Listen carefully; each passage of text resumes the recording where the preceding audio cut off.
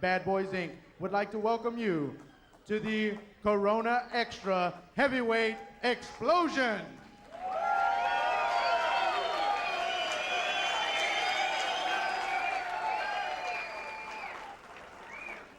These bouts are sanctioned by the Texas Department of Licensing and Regulation.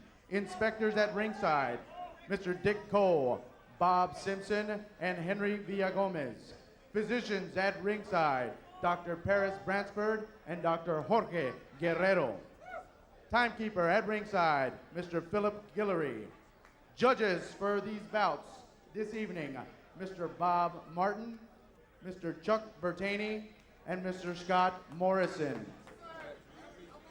And here we go with the co-feature main event of the evening, 10 rounds heavyweights. When the bell sounds, the man in charge, Mr. Barry Yates. Introducing the principals. Starting out of the blue corner, wearing white trunks with multicolored trim, weighing in at 216 pounds, with a professional record of 10 wins, only 6 defeats, and 8 by way of knockout. He is from Jamaica. Help me welcome Everton Davis.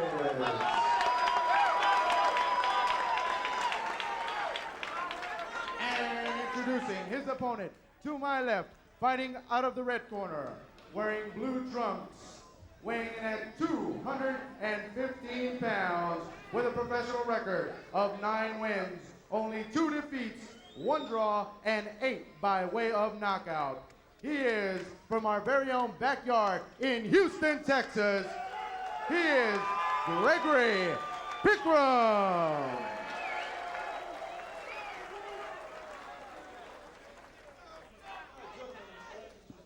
Dressing room. I expect you to obey my commands at all times. Protect yourselves at all times. Good luck. All right, interesting matchup. Same height, virtually no weight advantage, slight reach advantage for Greg Pickrom, Everton Davis. The biological clock ticking on him at 31 years of age. He's 4 years older than Chocolate Pickrom. And Bob, I think there's some basic issues here right off the bat. Can Pickrom come back from that knockout? Johnny Ruiz caught him cold in the first round. Can Davis capitalize on that big upset win over Jeff Wooden getting up off the floor? Pickrom has never been 10. He's only been 8 once. And this is a schedule 10 rounded, and they're going at it real fast. No, they really are. I think Davis's people, Jesse Reed in the corner, are aware of Pickrom's setback, and they're trying to catch him cold early. But Pickrom's a heck of a fighter. You know, he's a tremendous gym fighter. He gives, you know, great accounts of himself in the gym, and there's no feeling out process here for these 2 big guys. You can tell right now, looking at these guys, they're stealth bombers. I mean, they're in tremendous condition for heavyweights. There's not any body fat on these guys to speak of at all. Pickrom in the blue shorts got stopped in his last fight. That was July 18th of this summer. Johnny Ruiz catching him in the first round of the fight.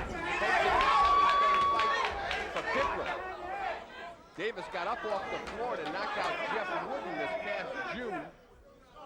Stopping Wooden in the 4th round after a 4-fight losing streak. He comes in with a very deceptive 10-6 record. However, his chin slightly suspect. He's been stopped twice in his career, once by Tom Gillespie and the other time by Jeremy Williams.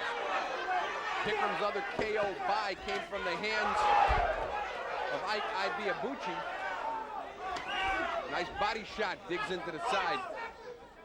Thrown by Davis. I think Davis has got a great beard on him. You know, in the Jeremy Williams fight, he had Williams on the deck, and you know, lost later stages of the fight. You know, fighting guys like Witherspoon. I mean, he's been in with real tough heavyweight fighters, and you know, always giving a great account of himself. He has not been pampered at all. Pickrom, nice right off the left. A little more than a minute to go in round number 1. He's got Davis backing up. Davis started very fast in this fight. If he's ever had a problem, you know, it's been that he fights in the defensive shell and tries to come out of there as he showed in the Wooden fight. But he's trying to get started. I know Jesse Reed gave him the pep talk before the fight. Both guys exchanging hard punches here early in this bout. And he's got, it looked for a second like Davis was on shaky legs, and Pickrom trying to open up on him. Pickrom got 8 knockouts in his 9 wins. Go into the later rounds. Trying to work that body in close. The one time that Davis was dropped in the wooden fight, it was from a body shot. So as sharp as Davis's physique looks, Bob, for some reason he doesn't deal well with body shots, as we got about 20 seconds to go now in the first round, scheduled for 10. Excellent opening round for both fighters here. They're both trying to get something established here early in this fight. Coming near the end, slight edge at the moment for Pickrom, who's starting to get that jab established, and I think that's going to be a big key as we come to the end of round number 1 on the Cedric Sports Show.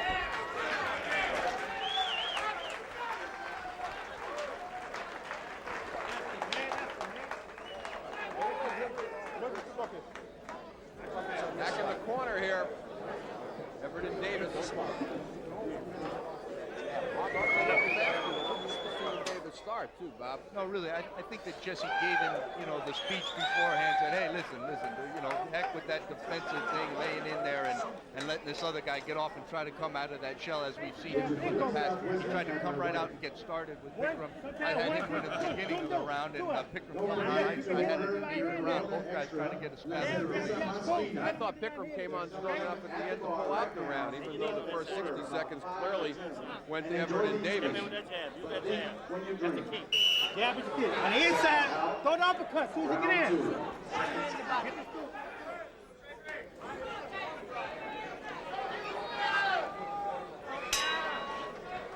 As we start round number 2 of a scheduled 10 rounder, Ronnie Shields in the corner for this fight with Greg Pickrom telling him to get that uppercut working.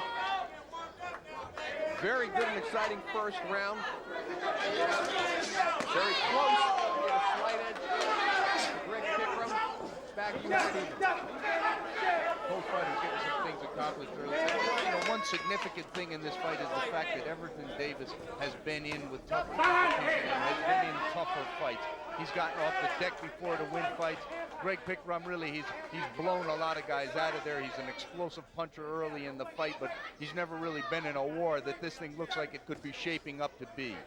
Well, let's talk about the competition. Although he had that 4-fight losing streak before the wooden victory, those 4 losses came to Tom Gillespie, David Tua, Jeremy Williams, and Tim Witherspoon, some pretty good heavyweights. And Jeff Wooden, no slouch, came into that fight with a 13-1 record. And again, Davis got up off the floor for that victory. These guys are mirror images of each other. Beautiful, beautiful fighters. I mean, beautiful bodies for fighters. A lot of times in the heavyweight division, and it doesn't mean that a guy can't fight if he's, got 15% body fat, but these guys certainly. Good left-right combination by Pickrom. Answers back. Nice counter punches by Kid Chuck. We're halfway gone in round number 2. Brutal pace for these two fighters. You got to wonder again. Pickrom never been past 8, and he was only there once. Other than that, never been past 4 rounds. Whether he can keep up this pace and this kind of stamina, Bob, will be an interesting test. And we got to remember that both guys took this fight on very short notice, about 10 days out from the date of the fight. Good matchmaking, though, by Bill Benton. Davis trying to capitalize, get back into the heavyweight picture at 31 years of age. Doesn't have a lot of time coming off the big win over Wooden. Chocolate, Greg Pickrom trying to come back after that loss to Johnny Ruiz, and probably that's the biggest name on his resume today. Unfortunately, he was stopped in the first round. When he throws the jab, he's got a nice jab, Pickrom. He doesn't seem to double on it or use it enough or throw anything off it, though, Bob. I think he's a little bit hesitant because of, the big counter shots being thrown by Everton Davis. But if he gets into the flow in this fight, I think that jab will be the difference. But Davis really doesn't have a good jab. I mean, he does. He's got a powerful jab, but he's not busy with it like Pickrom can be. And he keeps it down around his knees and tends to telegraph it. I think another thing I'd be interested why they didn't mention it in the corner. The body work of Pickrom seemed to affect Davis a lot more than even the jab and the uppercuts. But he hasn't used the guard to the body much here in round number 2. As the cover's going to close, this is scheduled 10-rounder.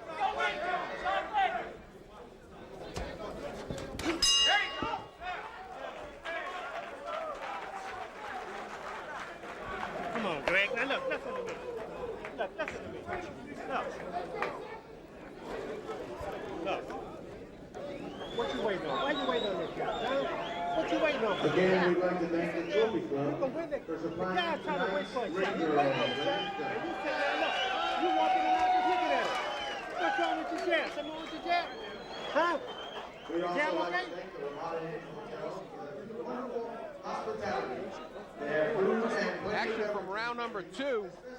Good overhand right, but they traded. And one thing about Pickrom, Bobby doesn't seem the least bit intimidated in spite of the fact that he's coming off that first round knockout by the hands of Johnny Ruiz. He's trading in there and seems to be taking Davis's best shots and giving him right back, not going into a shell.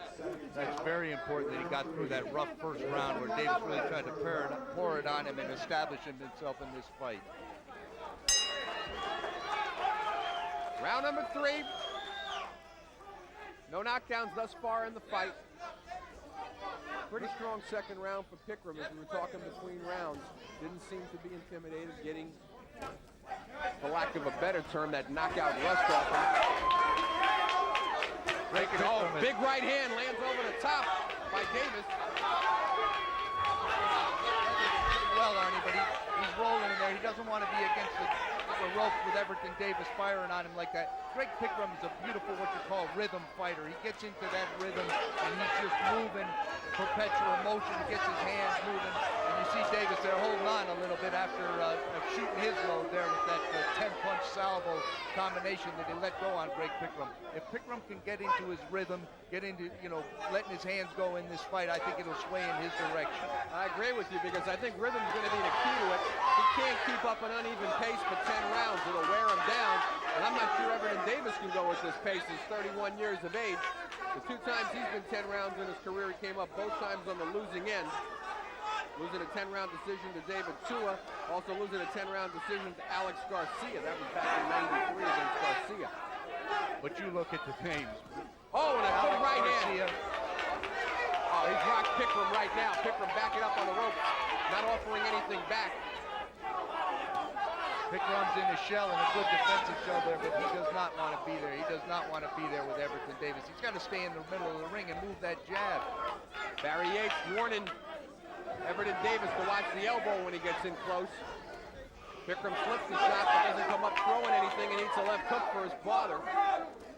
Davis is a rough fighter. He's been in with tough fighters, 10 rounds. That's the kind of thing that, prepares you for a fight like this, whereas Greg Pickrom in a lot of ways is on untested waters. We got under a minute to go now in round number 3. This is scheduled for 10.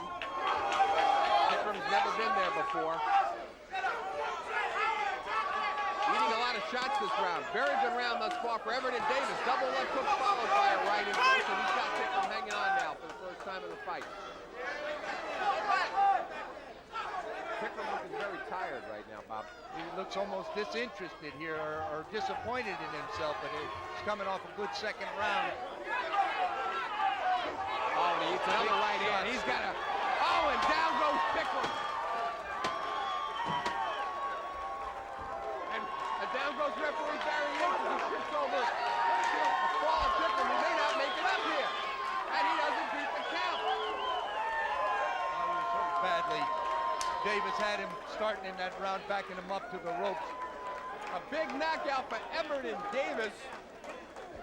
Unofficially had him losing the first 2 rounds. First round very close, very good second round for Chocolate Pickrom. Looked like he was starting to get his rhythm started. And Everton Davis came out in the 3rd round in a very winded looking Greg Pickrom, what Bob Spagnola described as disinterested, sort of disgusted with himself, ate a lot of leather in this round, held on for a while, eats a left-right combination there as we look at a replay here in round number 3. Big right over the top, finally puts him on the deck. And after Barry Yates tripped over him, never managed to get up off the floor. There's a very happy Everton Davis with a 2nd straight knockout win. And he's got to really feel his career's back on track right now. He's inched to 11-6. That's his 9th knockout, his 2nd knockout in a row. Last one coming back in June, getting up off the floor to stop Jeff Wooden. This time after a mediocre 1st and 2nd round, let's say, or feeling out 1st and 2nd round, give him the benefit of the doubt. Came on and stops Greg Pickrom. Now we're going to go up for the official time with our ring announcer, Carlos Silva. Ladies and gentlemen, the official time, 2 minutes, 47 seconds of the 3rd round by stunning knockout. Help me enjoy the victory with Everton Davis. There you see Everton Davis improves to 11-6, 9 knockouts, and we're going to take a look. Another angle here on the knockout that came in the third round. Watch for a big overhand over the right, over the top. There's the punch that finally puts down Greg Pickrom, but it was certainly also an accumulation of punches, a dynamite third round for Everton Davis. And I think he knew it was over at that point. Greg Pickrom drops down to 9-3-1, and we got Bob Spagnola with a very happy and on a roll, Everton Davis. Take it away, Spag. I'm here with Everton Davis in his corner, but I'll tell you something, he's concerned for Greg Pickrom right now. That's his major consideration at this point, even in being so happy with this fabulous victory. How do you feel? I think we should pray for him. I really do. Because I'm really sorry that I want to win, but all I want is a win. I don't want to hurt nobody, personally. I just want a victory, man. No, listen, it was an excellent fight. Two really mirror images of each other. People say about heavyweights, oh, this guy's got 10% body fat. Or you guys were mirror images of each other, like two stealth fighters in there, and it was an excellent matchup as long as it lasted. He rolls with the punch very good, because I was really trying too hard at first to take him out. I just wanted a quick knockout, and that was it, and I was loading up. But I'm glad that I won the fight, but I just hope he's okay. No, thank you for putting me on the show. No, listen, we all hope he's okay, and I feel like he's going to. His eyes didn't seem to be going back in his head or anything, but he gave. They're watching it on the monitor right now. The knockout, you were hitting him with right hands over the top, and he was rolling him better in the early part of the fight. But when he started backing up to the ropes and letting you get your range on him, you really started to go to town on him. Yeah, and I just thank God for the victory. Believe me, he really surprised me because I thought it would be a little easier. Because I got a lot of experience because I sparred with a lot of good fighters out there, But you really did surprise me for a little. He's a good young fighter, but, we were looking at your record, 10 wins and 6 losses at 31 years old. But really, you got to throw that all out the window. You're with new people now, and you really.